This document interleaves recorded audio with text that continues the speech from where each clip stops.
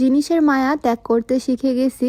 এত এত জিনিসপত্র আমার একার পক্ষে ব্যবহার করা সম্ভব হয় না। এতগুলো জুতা, স্যান্ডেল, হিল আর নিজের কাছে রাখবো না। এইদিকে আমার বাবার বাড়ি থেকে আমার আব্বু যে শোকেস আর ভ্যানিটি দিছিল, এগুলো আর রাখবো না, আমার ননদকে দিয়ে দিব। এই বাসায় আমরা আর বেশি দিন থাকবো না, সবকিছুই গুছিয়ে নিতে হবে। তবে ভাবছি এত কিছু টেনে নিয়ে যাব না, অনেক কিছু এখান থেকে আমি বাদ দিয়ে দিব। আসলে আমি না জিনিসের মায়া ছাড়তে পারি না, প্রত্যেকটা জিনিসই আমার খুব শখের। এই যে জুতা স্যান্ডেলের উপরে আমার প্রচুর শখ, প্রত্যেকটা হিল জুতা আমি খুব শখ করে কিনছি, আর সেজন্য এগুলো অন্য কাউকে দিতেও ইচ্ছা করে না, মন চায় থাকুক, কোনো না কোনো দিন পরবো। তবে আর পড়াও হয় না, সময় সুযোগও হয় না, তাই ভাবলাম আজকে জিনিসের মায়া ত্যাগ করে সবকিছু বাছাবাছি করে আলাদা করব। স্লিপার, জুতা, ফ্ল্যাট থেকে শুরু করে হিল সব রকমই এখানে আছে, তবে একদম এলোমেলো অগোছালো অবস্থা। এখান থেকে আমি যেই হিল জুতাগুলো রাখবো সেগুলো এক সাইডে রাখতেছি, আর যেগুলো আমার লাগবে না, আমি রাখবো না, সেগুলো আরেক সাইডে রেখে দিচ্ছি। কত মানুষেরই তো কত কিছুর শখ থাকে, তবে আমার জামা কাপড়ের থেকেও বেশি শখ জুতা স্যান্ডেলের। যাই হোক, আমার কাজে তোমাদের ভাইয়াও আমাকে হেল্প করলো, আর দুইটা বক্সই খুব সুন্দরভাবে গুছিয়ে ফেলছি। আমার এখনো অনেকগুলো হিল আছে যেগুলো এখনো পরাই হয়নি, বক্স থেকে বের করা হয়নি, একদম ইনটেক। নতুনগুলো ওইভাবেই নিয়ে যাব।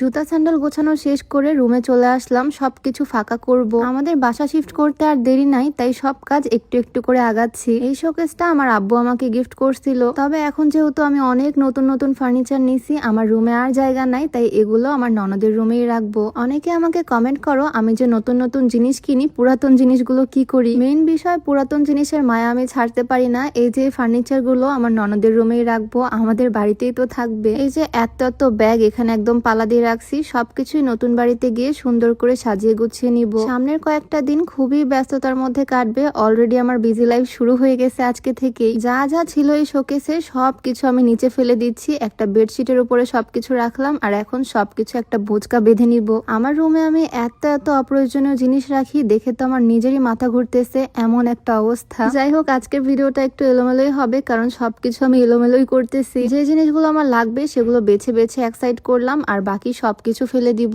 এত এত ময়লা আবর্জনা বের হয়েছে, বাপরে বাপ, কি যে একটা অবস্থা এখন আমার ফ্লোরের, জাস্ট দেখার মতো। আমার ভ্যানিটিটাও একদম ফাঁকা করে দিচ্ছি। এই ভ্যানিটি প্রথম অ্যানিভার্সারিতে আমার আব্বু আমাকে গিফট করছিল, আর এইরকম একটা ভ্যানিটির খুব শখ ছিল ওই সময় আমার, তাই বলতে পারো এই জিনিসটা আমার খুবই শখের। তবে কোনো সমস্যা নাই, শখের জিনিস নিজের বাড়িতেই থাকবে, প্রিয় মানুষের কাছেই থাকবে। আচ্ছা, আমার ম্যাক্সিমাম ভিডিওতে আমি এই স্লিমিং টিটা তোমাদেরকে দেখাই। অনেকে আমাকে জিজ্ঞেস করো এটা আসলে কাজ করবে কিনা। এটা মূলত তোমার মুখের রুচিটা কমাবে, যার ফলে তোমরা আস্তে আস্তে কম খাবা, আর ওজনটাও কন্ট্রোলে আসবে ইনশাল্লাহ। ওজন কমানোর এই চা তোমরা পেয়ে যাবা বিউটি বাই লিম ফেসবুক পেজ থেকে। পেজটা আমার রিসেপশনে মেনশন করে দেওয়া থাকবে, হোয়াটসঅ্যাপ নাম্বার স্ক্রিনে দেওয়া থাকবে। যাই হোক, প্রায় ঘন্টা খানেক ধরে সবকিছু নামিয়ে একদম সাফ করে ফেললাম। শোকেসের এক পাশের কাজটা খুলে গেছে, এগুলো সব রিপেয়ার করে তারপরে নতুন ফ্ল্যাটে উঠাবো। জামা কাপড় গুলো তো একদম বোচকা বেঁধে নিছি, আরো অনেক কাজ করতে হবে সামনের 2-3 দিন। তোমাদের সাথে ভিডিও অবশ্যই শেয়ার করব। দেখা হয়ে যাবে তোমাদের সাথে নেক্সট ভিডিওতে। সবাইকে আল্লাহ হাফেজ, আসসালামু আলাইকুম।